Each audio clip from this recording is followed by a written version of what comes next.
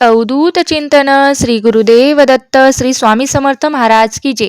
बघा, आज आहे बुधवार म्हणलं की आज आलेली आहे अमावस्या. आज आणि तसेच आज सूर्यग्रहण आलेलं आहे. तर दीप अमावस्येला सूर्यग्रहणाची पूजा कशी करावी किंवा दीप अमावस्येच्या दिवशी जर सूर्यग्रहण असेल तर दीप अमावस्या कशी साजरी करावी याची संपूर्ण माहिती आपण आजच्या व्हिडिओमध्ये जाणून घेणार आहोत. त्यामुळे व्हिडिओ स्किप न करता शेवटपर्यंत नक्की पहा. बघा, अमावस्या तर आहेच, तसंच दीप अमावस्या सुद्धा या दिवशी असणार आहे आणि यात खग्रास सूर्यग्रहण सुद्धा असणार आहे. म्हणजे सर्व एकत्रच आलेलं आहे. तर आता या दुर्मिळ योगामुळे प्रत्येक भक्तांच्या मनात हा अनेक प्रश्न निर्माण होत असतो की दीप अमावस्या नेमकी कधी साजरी करावी, कशी साजरी करावी, अमावस्या तिथी कधी सुरू होणार आहे, कधी संपते, सूर्यग्रहणामुळे सूतक काळ लागू होणार का, दिव्यांची पूजा कशी करावी, त्याचबरोबर ग्रहण करायची किंवा ग्रहण संपल्यानंतर सर्वात महत्त्वाचा जो ग्रहण काळात काय करावे, काय करू नये, काय टाळावे, काय टाळू नये, या सर्व प्रश्नांची उत्तरे हे मी तुम्हाला आजच्या व्हिडिओमध्ये देणार आहे.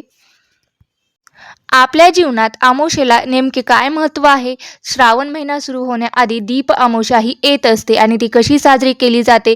या दिवशी घरातील सर्व दिवे जी आहेत ना, देवघरातील स्वच्छ दिवे करून घेतले जातात. जे आपण डेली वापरतो ते सुद्धा स्वच्छ करून घ्यायचे आहेत आणि जे ठेवणीतले आहेत ते सुद्धा स्वच्छ करून घ्यायचे आहेत. पण त्या स्वच्छ करून घ्यायच्या आहेत, पुसून रांगोळी काढून स्वच्छ हळद कुंकू फुलं अक्षता अर्पण करून घ्यायची आहेत आणि भक्तिभावाने पूजा केली जाते. पण आपण आपल्या संस्कृतीत दिव्याला केवळ एक वस्तू मानत नाही, तर दिवा म्हणजे अज्ञानाचा अंधार दूर करणारे, ज्ञानाचे प्रतीक आहे. घरातील नकारात्मकता घालवणारे आणि घरात सकारात्मक ऊर्जेचे प्रतीक आणणारे साक्षात माता लक्ष्मीचा वास असलेले ही दिवे आहेत. आणि वाईटावर चांगल्यांचा विजय म्हणजेच अंधारावर प्रकाशाचा विजय असं सुद्धा म्हटलं जातं.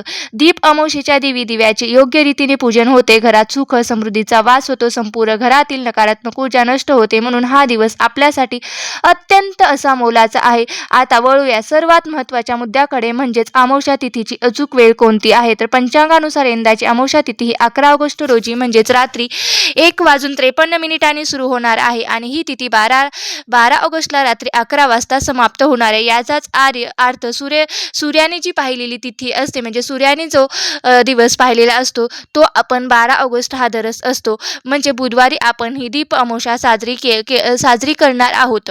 म्हणजेच आज ही दीप अमावस्या साजरी करणार आहोत. आता 12 ऑगस्ट हा 2026 हा दिवस धार्मिक आणि खगोलशास्त्रीय अशा दोन्ही पद्धतीने अत्यंत दुर्मिळ असा महत्त्वाचा ठरतो.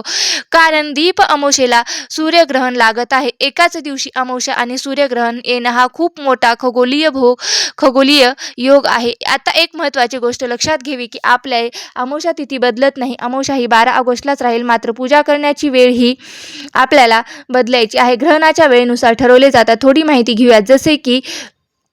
जसे की बघा, कधी करायची, 12 ऑगस्ट रोजी होणारे जे खग्रास सूर्यग्रहण आहे ते जगातील काही विशिष्ट प्रामुख्याने दिसणारे आहेत. हे ग्रहण Spain, Greenland, Iceland, Russia, Africa, उत्तर आफ्रिका या भागामध्ये आणि युरोपमधील काही भागामध्ये खग्रास सूर्यग्रहण हा स्पष्टपणे दिसणार आहे. परंतु भारतात हे सूर्यग्रहण दिसणार नाही.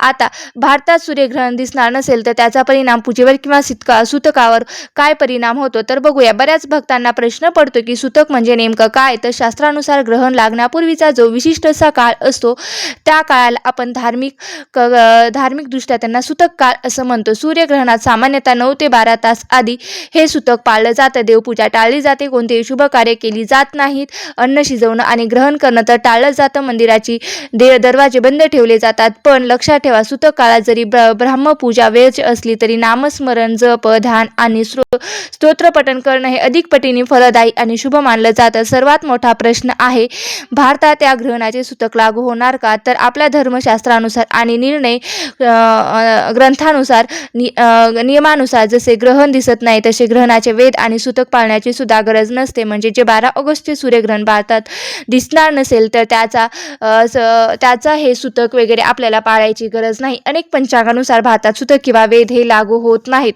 तरीही वेगळ्या संप्रदायात, मठामध्ये किंवा प्रांतात असे थोडे नियम भिन्न असू शकतात. त्यामुळे तुमच्या कुलाच्या स्थानिक पंचांग आणि तुमच्या कौटुंबिक गुरुजींच्या मार्गदर्शनानुसारच तुम्ही निर्णय घ्यावा. हे मी सतत सांगत असते बघा. आता आपण आपल्या मुख्य प्रश्नांकडे वळूया. दीपपूजन नेमकं कधी करायचं आहे? या दोन परिस्थितीमध्ये निर्माण झाले असतील तर आपल्याला एकदम सोप्या आणि साध्या पद्धतीने दीपपूजन समजून घ्यायचं आहे. जर तुम्ही ग्रहण पाळणाऱ्या परंपरेनुसार किंवा ग्रहणचं पाळत असाल तर ग्रहण संपल्यानंतर सर्वात आधी पवित्र स्नान करायचं आहे. देवघरात गंगाजल टाकून आपल्याला स्वच्छ करून घ्यायचं आहे. त्यानंतर दिव्यांची पूजा म्हणजे दीपपूजन हे करायचं आहे. या दिवशी निरंजन प्रज्वलित करून माता लक्ष्मी कुलदेवीची आरती करावी. जर तुम्ही भारतात असाल तर या पंचांगानुसार सुतक मानत नसाल तर तुम्ही नेहमीप्रमाणे सकाळी किंवा संध्याकाळी प्रदोष काळात स्वच्छतेने आणि भक्तिभावाने दीपपूजन करू शकता. संध्याकाळची वेळ ही दिव्यांच्या पूजेसाठी सर्वोत्तम मानली जाते. संध्याकाळी घरातील सर्व दिवे लावून लक्ष्मीची नक्की प्रार्थना करावी. जरी ग्रहण काळात थेट पूजा वर्ज्य असली तरी हा काळ आत्मिक आणि आध्यात्मिक दृष्टीसाठी सुवर्ण संधी असू शकतो. मग ग्रहण काळात नेमकं काय करावं या दोन गोष्टी सुद्धा आपल्याला नक्की लक्षात घ्यायच्या आहेत. जप, मंत्र, स्तोत्र पठण करावे, दान धर्म करावे, तिळाचं दान करावं, ओम नमः शिवाय, गायत्री मंत्र, महामृत्युंजय मंत्राचा जप करावा, या स्तोत्राचे पठण करावे. तसेच रामरक्षा, विष्णू सहस्त्रनाम, आदित्य हृदय स्तोत्र अत्यंत शुभ मानलं जातं. ग्रहण संपल्यानंतर अन्नदान मात्र नक्की करायचं आहे. गाईला चारा द्यायचा आहे. वस्त्रदान याने सुद्धा तुम्हाला पुण्य मिळू शकतं.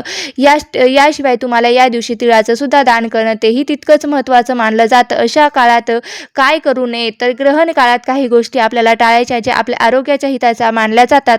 जसे की अन्न सेवन करणं, तुळशीच्या रोपाला स्पर्श न करणे, कोणतेही नवीन शुभ कार्य किंवा खरेदी करणे, नकारात्मक विचार, राग, वादविवाद पूर्णपणे टाळावे, आवश्यक प्रवास आणि झोपणं टाळावं, शांत मनाने ईश्वराचं स्मरण करावं. हाच काळात सर्वोत्तम मार्ग मानला गेला आहे. आणखी एक महत्त्वाची माहिती म्हणजे 12 ऑगस्ट 2026 हा महिना धार्मिक दृष्टीने खूपच विशेष आहे. कारण 12 ऑगस्ट सूर्यग्रहणानंतर अवघ्या 15 दिवसांनीच म्हणजे 28 ऑगस्ट रोजी खग्रास चंद्रग्रहण देखील आहे.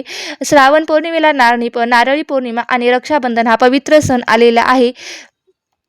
या दिवशी सुद्धा आपल्याला चंद्रग्रहण तसेच 2026 मधील ग्रहणाचे हे योग अत्यंत दुर्मिळ आहेत आणि दीप अमावस्या ही 12 ऑगस्ट रोजी रात्री 11:06 असणार आहे आणि भारतात हे ग्रहण दृश्यमान म्हणजे दिसणार नाही. त्यामुळे सुतक लागू होत नाही. त्यामुळे तुम्ही नेहमीप्रमाणे दीपपूजन करू शकता. तरीही तुमच्या कुल परंपरेनुसार किंवा गुरुजींच्या सल्ल्यानुसारच तुम्ही माहिती घेऊन उत्तम राहील. कारण श्रद्धेने आणि भक्तिभावात लावलेला हा एक लहानसा दिवा सुद्धा तुमच्या आयुष्यातील सर्व अंधकार दूर करू शकतो. तुम्हा सर्वांना दीप अमावस्येच्या हार्दिक शुभेच्छा. तुम्हाला आजचा दिवस चांगला जाऊ हीच मी स्वामींच्या चरणी प्रार्थना करते. आणि आजची माहिती कशी वाटली नक्की कमेंट करून सांगा. श्री स्वामी समर्थ. जय जय स्वामी.